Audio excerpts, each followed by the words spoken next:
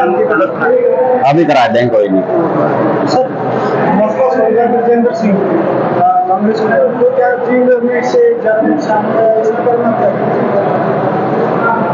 देखिए, हर व्यक्ति का अपना मत है।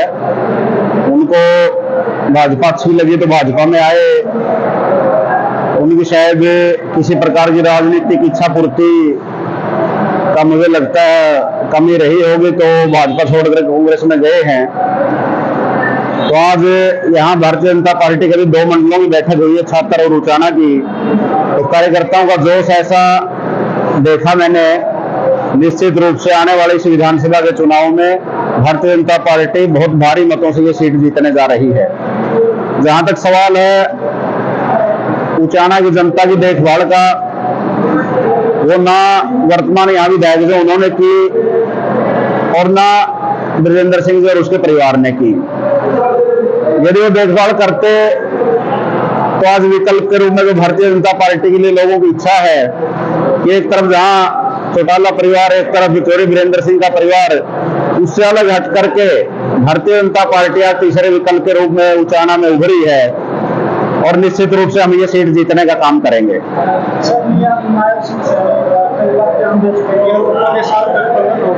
लेकिन रणजीत कई बार बोल चुके हैं कि हलोपा का कोई जनाधार नहीं, उसके बारे में। देखिए, हलोपा हमारी एनडीए की पार्टनर है और पार्टनर है तो गठबंधन है ही। अब वो बात सीटों की है, मौके पे कितनी सीटें क्या होंगी वो पार्लियामेंट्री बोर्ड जो भारतीय जनता पार्टी का उसमें डिसीजन होता है, लेकिन हलोपा हमारी एनडीए की सहयोगी पार्टी है। सर भाजपा इनेलो और बसपा का गठबंधन हुआ है, तो इसको आप किस प्रकार से? देखिए, मुझे लगता है आईएनएलडी और बसपा का जो गठबंधन है, अंतिम सांस जो पार्टी ले रही होती है तो वो कहीं ना कहीं सहारा लेके प्रयास करती है। मुझे लगता है कि इंडियन नेशनल लोकदल को भी जनता ने नकार दिया है। सर कुछ भाजपा के साथ जाना की सबसे बड़ी भूल है, इसके बारे में? तो मुझे लगता है कि बहुत अनेक वर्षों का उनका राजनीतिक लंबा चौड़ा अनुभव है उस परिवार का, तो उन्होंने भूल की है तो जनता समय पे जवाब देगी उनको।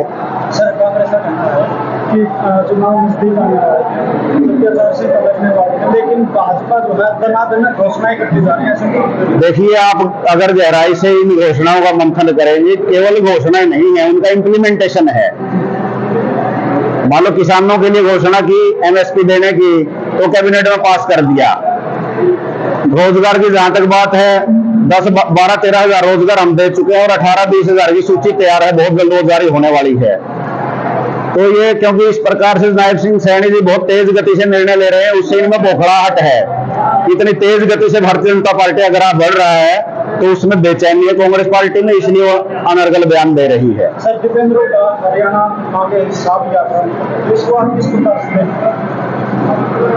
पहले दीपेंद्र हुड्डा अपने पिताजी जो उनके चौधरी भूपेंद्र सिंह हुड्डा जी मुख्यमंत्री थे, किस प्रकार से किसानों की जमीनें बेचने का काम किया, किसानों से कम रेट पर लेकर के महंगे दाम पर बिल्डरों को देने का काम किया, या किस प्रकार से नौकरियां बेची जाती थी, किस प्रकार से नौजवान को उसके रोजगार का जो हक मिलना चाहिए था, जो पढ़ाई करता था, मेहनत करता था, उसको वो हक नहीं मिला, उन चीजों का हिसाब दे।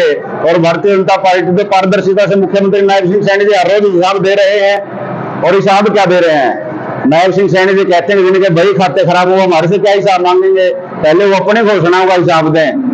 उन्होंने 100 गज के प्लॉट जो गरीबों के लिए घोषणा की, आज माननीय मुख्यमंत्री नायब सिंह सैनी जी दे रहे हैं। किसानों के लिए स्वामीनाथन रिपोर्ट की जो कमेटी थी, उसके अध्यक्ष चौधरी भूपेंद्र सिंह हुड्डा थे, उन्होंने किसानों के लिए उस समय कुछ नहीं किया।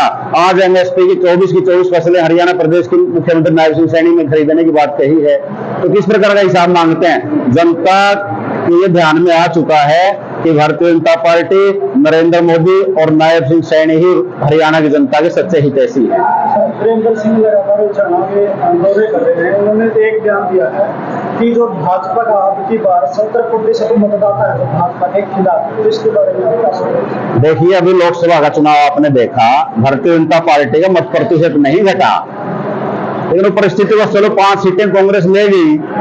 वो भारतीय जनता पार्टी का कार्यकर्ता भारी उत्साह के साथ इस चुनाव में भारी मतों से भारतीय जनता पार्टी को जिताने का काम करेगा और जनता विश्वास भी कर रही है। सर, कांग्रेस आरोप लगा रही बीजेपी सरकार पे कि 10 साल में कांग्रेस सरकार ने लूटने का काम किया जनता को, और अब की बार मुंह तोड़ जवाब देंगे। तो आप क्या कहना चाहिए? देखिए, सबके सामने स्पष्ट है, आजादी के बाद से कांग्रेस पार्टी की सरकार लगभग 50-55 साल रही और भारतीय जनता पार्टी की 5 साल अटल जी की सरकार, 10 साल ये नरेंद्र मोदी जी की सरकार, और तीसरी बार फिर नरेंद्र मोदी जी के ऊपर विश्वास करके उनकी सरकार बनाने का काम किया है। 55 साल के जो कालखंड में आप, खासकर हम जिस क्षेत्र में बैठे हैं, यहाँ की अगर रोड कनेक्टिविटी देखेंगे, जम्मू कटरा यहाँ से निकल के जा रहा है, ये 4 लेन जा रहा है, हिसार की तरफ जाएंगे तो अच्छी सड़कें हैं, और सबसे बड़ी बात किसान और युवा के लिए, जहां किसान की 24 फसलें एमएसपी को खरीदने की बात की, हरियाणा प्रदेश मुख्यमंत्री नायब सिंह सैनी जी के नेतृत्व में पहला देश का ऐसा राज्य है जिसने एमएसपी पर सारी फसलें खरीदने की बात कही और वो गारंटी दी है। उसके अलावा कांग्रेस पार्टी इतने वर्षों से राज करती रही, कांग्रेस पार्टी के शासन वाले किसी राज्य में ऐसा थोड़ा ही है। भूपेंद्र सिंह हुड्डा तो ये भी आरोप लगा रहे हैं कि पहले बीजेपी ने किसानों को पीटा है, फिर देखिए, आपको ध्यान होगा, भूपेंद्र हुड्डा जी के राज में किसानों के ऊपर लाठियां चली, किसानों के ऊपर अत्याचार हुआ, और वो जिस कमेटी के अध्यक्ष थे, स्वामीनाथन आयोग की रिपोर्ट लागू करने के लिए जो कमेटी बनी थी, वो रिपोर्ट वो लागू नहीं कर पाए 10 साल में।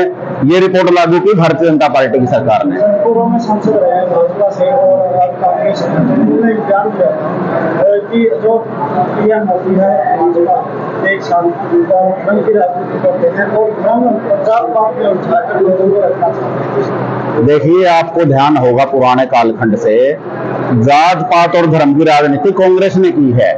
भारतीय जनता पार्टी राजनीति करती सबका साथ सबका विकास के मंत्र के आधार पर।